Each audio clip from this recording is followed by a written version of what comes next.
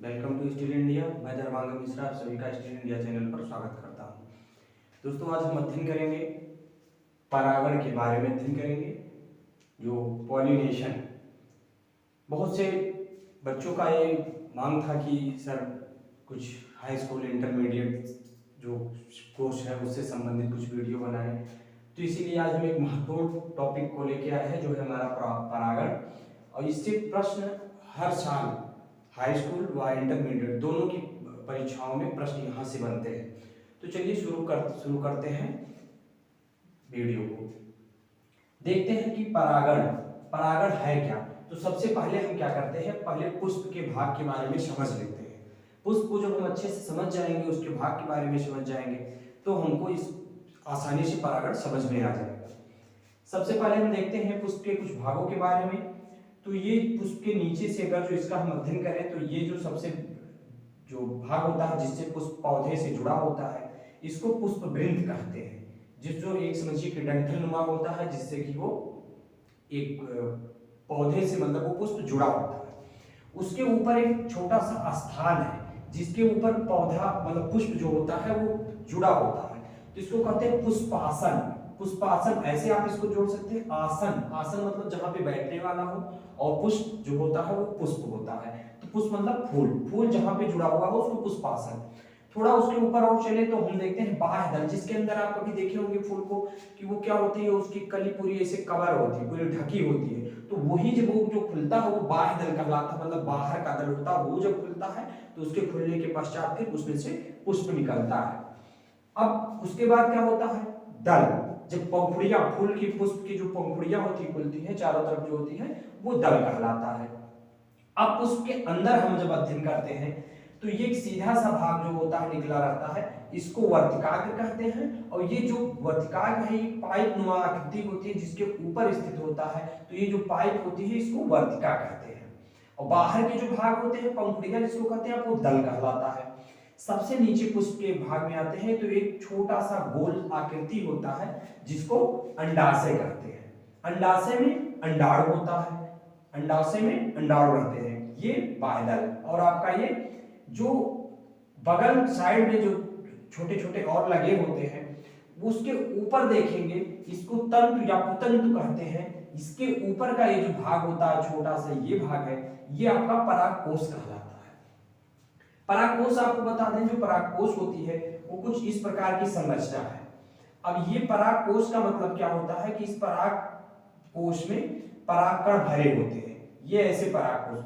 अब इसमें जो ये परागकोश होता है इसमें परागकण भरे होते हैं, ये परागकोश में परागकण भरे रहते हैं। तो चलिए अब हम अध्ययन करते हैं कि परागण क्या है, इसको कैसे होता है, इसके बारे में हम विस्तार से अध्ययन करते हैं। और ये पुष्प के भाग के बारे में समझ में आ गया होगा आप लोगों को। देखते हैं परागकण। तो आप ऐसे समझ लीजिए कि परागकण और परागण, परागकण क्या होता है, परागकण जो होता है वो परागकोश में परागकण पाए जाते हैं। अब एक पुष्प का परागकण चाहे उसी पुष्प के या किसी दूसरे पौधे के दूसरे पुष्प पर कि वर्तिकाग्र पर जाए, मतलब ये समझिए कि यहां से जो परागकण है इस परागकोश से परागकण यहां से निकले और ये फिर इसी वर्तिकाग्र पर आए, तो यही आने की प्रक्रिया मतलब परागकोश से मतलब परागकण के वर्तिकाग्र तक पहुंचने की प्रक्रिया को ही परागण कहते हैं। समझ में आ गया होगा आप लोगों को, मतलब परागकण के वर्तिकाग्र तक पहुंचने की प्रक्रिया को परागण कहते हैं। परागण जो होता है ये वर्तिकाग्र जो होता है, वर्तिकाग्र पर हल्का चिपचिपा ऐसे होता है कि जिसके कारण ये परागकण जब वहां पहुंचते हैं तो उससे चिपक जाते हैं और उसके बाद फिर वर्तिका से होते हुए वो अंडाशय में पहुंच जाते हैं और जहां पर जाके अंडाणुओं से संलयित करते हैं, उसके आगे फिर आगे की प्रक्रिया हो जाती है। तो आपको बता दें कि ये जो परागकण का है, अब एक परागकण पौधे की वर्तिकाग्र तक जाएगा कैसे, तो जिसको जाने के लिए कुछ माध्यम की जरूरत होती है। इसमें अभी आगे आप अध्ययन करेंगे स्वपरागण परपरागण, तो उसमें समझ में आएगा। या तो वो हवा के द्वारा जाएगा, या तो फिर वो पौधे जल के द्वारा, या किसी पक्षियों के द्वारा, या मान लो कोई और जैसे मधुमक्खी हो गई, ऐसे इन सब के द्वारा वो वहां तक जाएगा। तो यही प्रक्रिया मतलब परागकण की वर्तिकाग्र तक जाने की प्रक्रिया को परागण कहते हैं। या ऐसे कहिए कि परागकण किसी पुष्प के परागकण उसी पुष्प या किसी अन्य पुष्प के पर वर्तिकाग्र तक जाने की प्रक्रिया को परागण कहते हैं। अब हम देखते हैं ये जो परागकण ये पुष्प होता है, पुष्प के भाग में हम देखें तो पुंकेसर, जो पुंकेसर है ये नर भाग होता है, पुंकेसर नर, और स्त्री केसर जो स्त्री भाग होता है वो स्त्री केसर। अब स्त्री है तो आप ऐसे समझ जाएंगे कि स्त्री केसर को जायांग भी कहते हैं, जायांग भी कहते हैं स्त्री केसर को, और पुंकेसर को पुंग भी कहते हैं। तो ये जो है आपको याद रखना है कि चाहे पुंकेसर बोले या पुंग बोले या स्त्री केसर बोले या जायांग बोले, तो ये दोनों है, स्त्री केसर या जायांग तो स्त्री भाग होगा, और अगर जो पुंकेसर या पुंग होगा तो ये नर भाग होगा। स्त्री केसर हम पुष्प में आपको बताते हैं कि स्त्री केसर कौन सा भाग होता है, पुंकेसर। अब समझिए कि ये पुंकेसर या पुंग जो भाग होगा ये होगा, क्योंकि यहाँ ये परागकोश है और ये इसके नीचे तंतु जो इसकी जिससे जुड़ा हुआ है ये भाग इसका जो होगा ये परागकोश, और इसके जो भाग होंगे ये आपका पुंकेसर कहलाएगा या पुंग कहलाएगा, ये नर भाग होगा। स्त्री भाग में आपका ये अंडाशय आएगा, अंडाशय आएगा, अंडाणु उसी में होगा, वर्तिका, वर्तिका भी स्त्री केसर का भाग आएगा, वर्तिका ये जो होगा ये सब स्त्री केसर मतलब जायांग का भाग होगा, ये उसका स्त्री भाग होगा। अब हम देखते हैं परागकण के माध्यम, परागकण के माध्यम को देखें कि परागकण जो परागण होता है, परागण किस माध्यम से होता है। तो आपको मालूम है कि परागण जो होता है वो जल, कीड़ों के द्वारा, मधुमक्खियों के द्वारा या पक्षियों के द्वारा, किसी भी माध्यम से, जल के भी द्वारा, कुछ पौधों में जल के द्वारा भी परागण होता है। तो ये होता है कि परागकण के एक पुष्प से दूसरे पुष्प की वर्तिकाग्र तक पहुंचने की प्रक्रिया को परागण कहते हैं। और वो परागण चाहे वायु के द्वारा हो, चाहे पुष्प पानी जल के द्वारा हो, चाहे किसी पक्षी के द्वारा हो, चाहे कीड़े के द्वारा हो, तो वो माध्यम कुछ भी हो सकता है। अब देखते हैं परागण पश्चात, परागण जब हो जाता है तो परागण के बाद क्या होता है, पुष्प में कौन से परिवर्तन होते हैं। तो परागण के बाद जब परागण हो जाएगा तो परागण के पश्चात ये जो दल होते हैं जिसको आप पंखुड़ियां कहते हैं पुष्पों में, ये गिर जाएगा, ये जो दल होंगे ये गिर जाएंगे दल।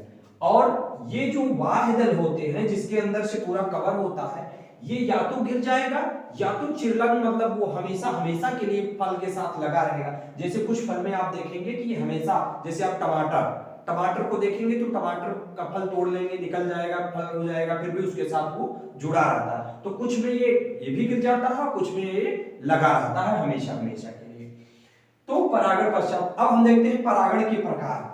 तो परागण के प्रकार अगर जो हम देखें तो परागण दो प्रकार का होता है, एक स्वपरागण और ये परपरागण। स्वपरागण वो होता है, आपको इस फिगर के जरिए यहाँ पे आप समझ जाएंगे। जैसे समझिए कि एक पौधा है, इसमें एक पुष्प है। अब स्वपरागण कैसे होगा, इसी पुष्प का परागकण इसी पुष्प का परागकण इसी पुष्प के वर्तिकाग्र पर पहुंच जाए तो ये स्वपरागण कहलाएगा। या इसी पौधे के पुष्प का, इस पौधे के पुष्प का परागकण इस पौधे के दूसरे पुष्प पर चला जाए तो ये परपरागण कहलाएगा, स्वपरागण कहलाएगा। मतलब स्वपरागण का मतलब है कि पौधा एक ही होगा, उसी पौधे के फूल पर उसी पौधे का परागकण, चाहे उसी फूल का परागकण उसी फूल के वर्तिकाग्र पर जाए, और चाहे किसी दूसरे फूल मतलब उसी पौधे के दूसरे फूल का परागकण दूसरे फूल के वर्तिकाग्र पर चला जाए तो ये स्वपरागण कहलाएगा। परपरागण क्या कहलाता है, परपरागण जो होता है, परपरागण में एक पौधे का परागकण दूसरे पौधे के वर्तिकाग्र पर जाएगा, एक पौधे का परागकण दूसरे पौधे के वर्तिकाग्र पर जाएगा तो ये आपका परपरागण कहलाएगा। लेकिन ये ध्यान रहे कि ये जो पौधा होगा वो दोनों एक ही जात के पौधे होंगे, अलग अलग जात के नहीं, दोनों पौधों की जातियां जो होंगी वो भिन्न नहीं होंगी, दोनों पौधों की जातियां एक ही होंगी, तो ये परपरागण कहलाएगा।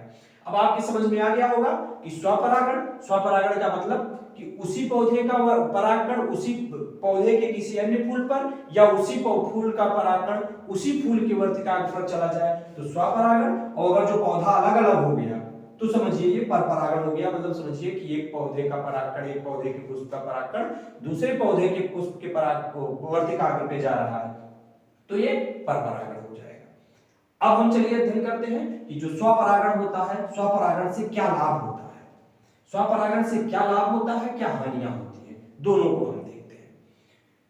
स्वपरागण जो होता है इसका जो एक निश्चित एक प्रक्रिया होती है कि ये इसका स्वपरागण होगा, अपने आप इसका परागण होना है, ये एक निश्चित प्रक्रिया होती है। और जिससे पौधों का क्या होता है, वंश चलता है, मतलब एक पौधे से दूसरा पौधा, दूसरे पौधे से दूसरा, तीसरा, ऐसे मतलब इसका वंश चलता रहता है।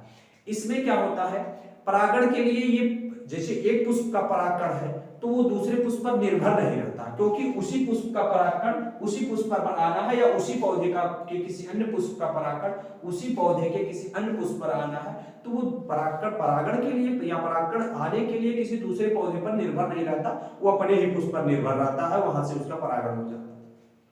दूसरी बात, स्वपरागण। स्वपरागण में ये किसी जैसे सुगंध, पौधे क्या करते हैं, कीटों को या तितलियों को या पक्षियों को अपनी ओर आकर्षित करने के लिए सुगंध और मधु ये सब उत्पन्न करते हैं, जिससे क्या होता है, पक्षियों को चमकीले रंग, जिससे वो आकर्षित अपने तरफ करेंगे, और आकर्षित करने के कारण वो कीड़े वहां तक जाएंगे, और जिससे उनके परागण दूसरे पुष्प के वर्तिकाग्र तक चला जाएगा। तो मतलब कीड़ों के द्वारा इस प्रकार से परागण, कीटों के द्वारा इस प्रकार से परागण हो जाता है। तो ये करने से इसको छुट्टी रहता है, ये इसको करने की जरूरत नहीं होती है। जो स्वपरागण में मतलब ये सब चमकीले रंग या ये सब सुगंध ये सब उत्पन्न करने की जरूरत पौधों को नहीं होती है। दूसरी बात होता है, इसमें कम परागकणों की आवश्यकता होती है, इसमें ज्यादा परागकणों की आवश्यकता होती नहीं, क्योंकि उसी पुष्प का रहता है या उसी पौधे की किसी अन्य पुष्प का रहता है, तो उसमें परागकणों की ज्यादा आवश्यकता नहीं होती, बाकी परागकण वैसे भी नष्ट हो जाते हैं इसके। अब हानियों की देखें कि इसमें क्या हानियां होती है, जो स्वपरागण होता है उसमें क्या क्या हानियां होती है। तो सबसे पहले बात होती है कि जो ये स्वपरागण होता है, इसमें इस पौधे से जो बीज उत्पन्न होते हैं, वो बीज जो होते हैं वो उत्तम क्वालिटी के नहीं होते हैं, उसकी जो श्रेणी होती है वो बहुत ही निम्न होती है। दूसरी बात, इसमें रोग प्रतिरोधक क्षमता होती है वो भी कम होती है स्वपरागण में। पौधा जो इससे, इस बीज से जो पौधा उत्पन्न होता है वो पौधा भी कमजोर होता है। अब नई जातियां जो इनसे, ये स्वपरागण में नई जातियां नहीं हो सकती कि आप इस पौधे से उसी में परागण हो रहा है तो कोई नई जाति का पौधा उत्पन्न हो जाएगा, ऐसा इसमें नहीं होता है। अब हम देखते हैं परपरागण। परपरागण के हम पहले लाभ देखते हैं, उसके बाद परपरागण के हाल क्या है उसके बारे में देखते हैं। तो परपरागण में पहले लाभ देखें तो सबसे पहले बात है कि परपरागण से जो, जिस पौधे में परपरागण होगा जिस पुष्प में, तो उससे जो फल होगा या जो उससे फल निकलेगा, फूल निकलेगा, वो फल जो होगा वो काफी स्वादिष्ट होगा, भारी होगा, ये सब इसमें परपरागण में लाभ होता है। बीज जो होगा, बीज स्वस्थ होगा, उससे जो पौधा उत्पन्न होगा वो पौधा भी सक्षम होगा, भारी होगा, अच्छा पौधा होगा। हानियां देखें इसमें क्या हानियां होती हैं। तो परपरागण में तो आप वैसे जानते हैं कि हानियां ये होती हैं कि ये प्रक्रिया अनिश्चित होती है, इसमें परपरागण में कोई प्रक्रिया निश्चित नहीं होती है। ये परागण के लिए दूसरे पौधों पर, दूसरे पुष्पों पर निर्भर होते हैं। कभी कभी ऐसे हो जाता है इसमें कि पौधा, ये पुष्प परागित होने से ही वंचित रह जाते हैं, वो परागित ही नहीं हो पाते हैं। दूसरी बात, इसमें कीड़ों को, बाकी चीजों को, पक्षियों को आकर्षित करने के लिए अपनी तरफ इसको मधु, मरकंद, चमकीले रंग ये सब अपनी तरफ से उत्पन्न इनको बनाना पड़ता है कि जिससे पक्षी या जो कीड़े हों उनको ये आकर्षित करें, जिससे इनका परागकण दूसरे पुष्प के वर्तिकाग्र तक जाए। तो इसके लिए इनकी काफी ऊर्जा, इस पुष्पों की काफी ऊर्जा व्यय हो जाती है, ऊर्जा। दूसरी बात, इसमें जो हानियां हैं, इसमें परागित जो होते हैं ये हमेशा, इसके बीज जो होते हैं वो संकर मतलब हाइब्रिड बीज होते हैं। तो हमें ये उम्मीद है कि आप लोगों को ये वीडियो काफी अच्छा लगा होगा और ये आपको अच्छे से समझ में भी आ गया होगा। आप लोग इस वीडियो को ज्यादा से ज्यादा शेयर भी करें और अपने मित्रों को भी बताएं कि जो नहीं जानते हैं अभी तक वो भी इस वीडियो को जाने और वो भी इस अध्ययन का मतलब लाभ उठा सकें। थैंक्स।